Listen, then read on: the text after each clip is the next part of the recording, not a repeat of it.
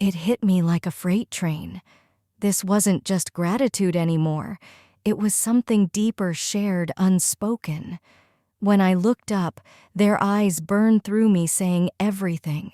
They were ready to take this further than I'd ever dreamed. The air in that New Orleans loft crackled heavy with heat and want. The table was still cluttered with plates, but none of us moved. I leaned back in my chair, wine glass cool against my palm, the dim light catching the red liquid like blood. I watched how Jack and Nick looked at me, not polite, not friendly, but hungry, like predators sizing up prey.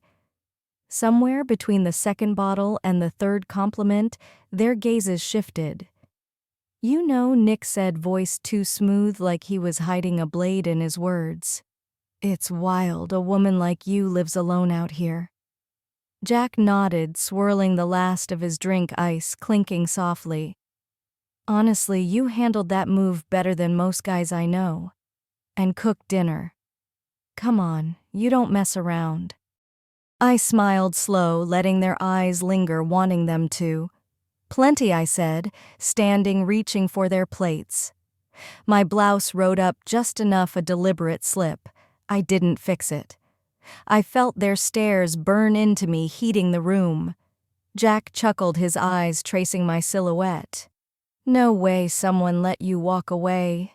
You must have done the walking." I didn't answer, just turned, hips swaying more than needed, carrying the plates to the kitchen. Their gazes followed, thick electric, making my skin hum.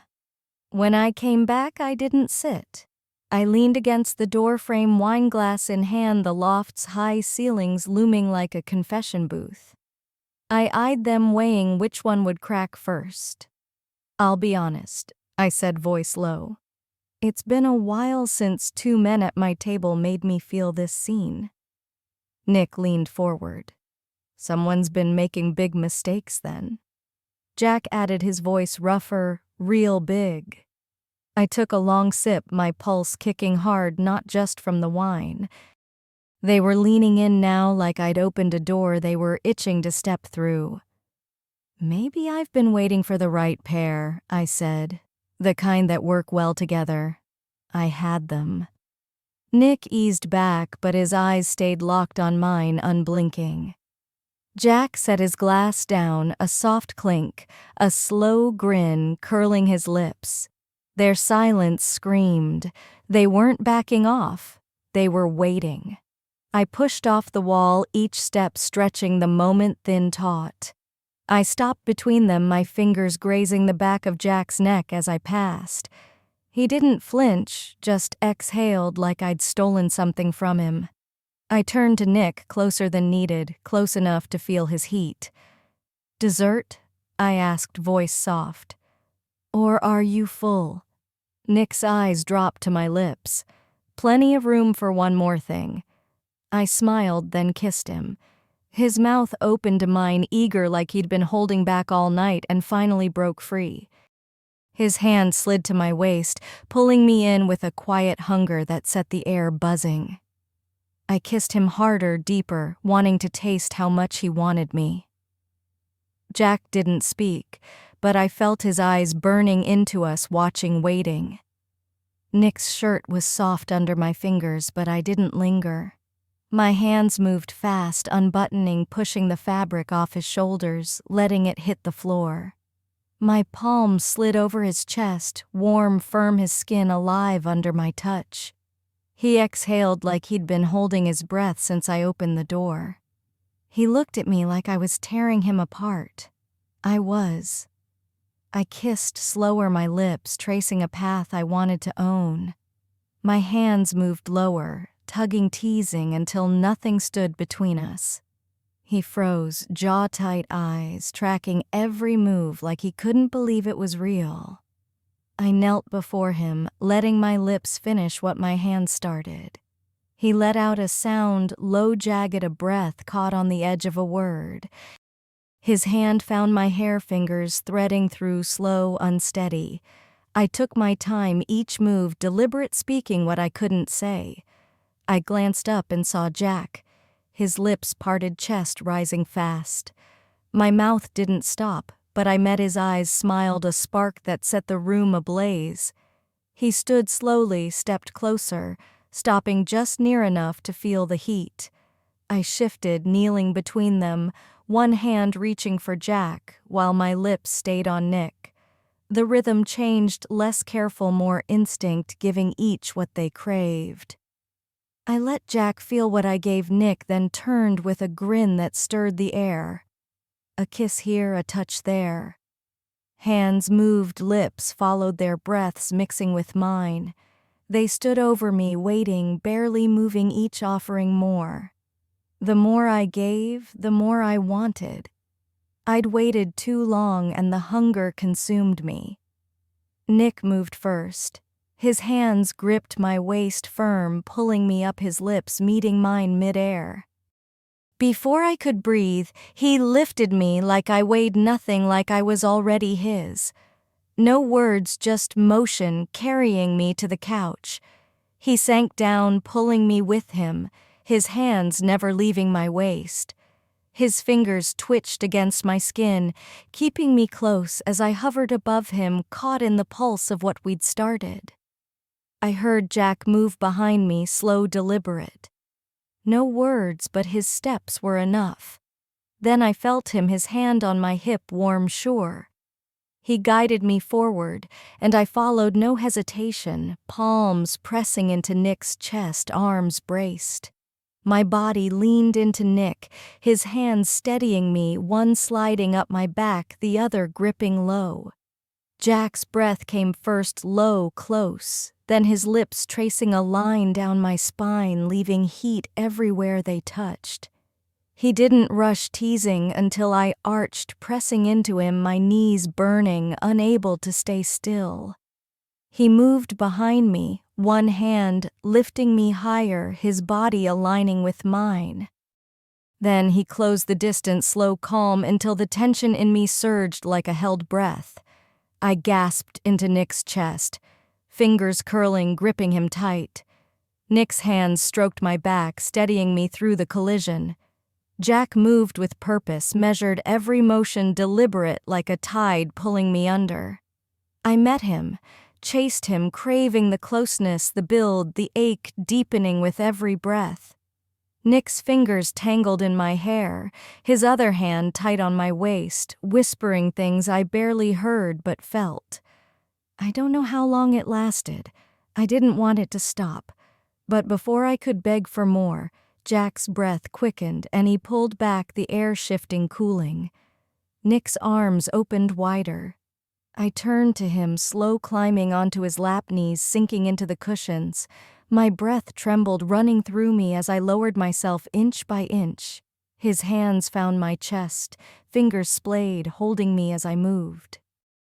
He groaned into my neck, and I paused, trembling before moving again. I set the pace, calm but ravenous, each rise and fall carving him into me. His hands slid under my blouse, up my back, pulling me closer with every motion. I heard Jack before I saw him, his breath steady, close. He climbed onto the couch beside us. I reached for him, mouth open, one hand, finding him in rhythm with the rest of me. I leaned toward him, lips meeting his skin with a hunger that needed no invitation, as Nick held me from behind. Jack cradled my face, his breath ragged.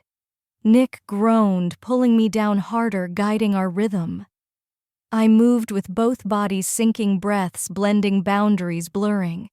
We flowed together, caught in the same storm, pulses racing, no edges left.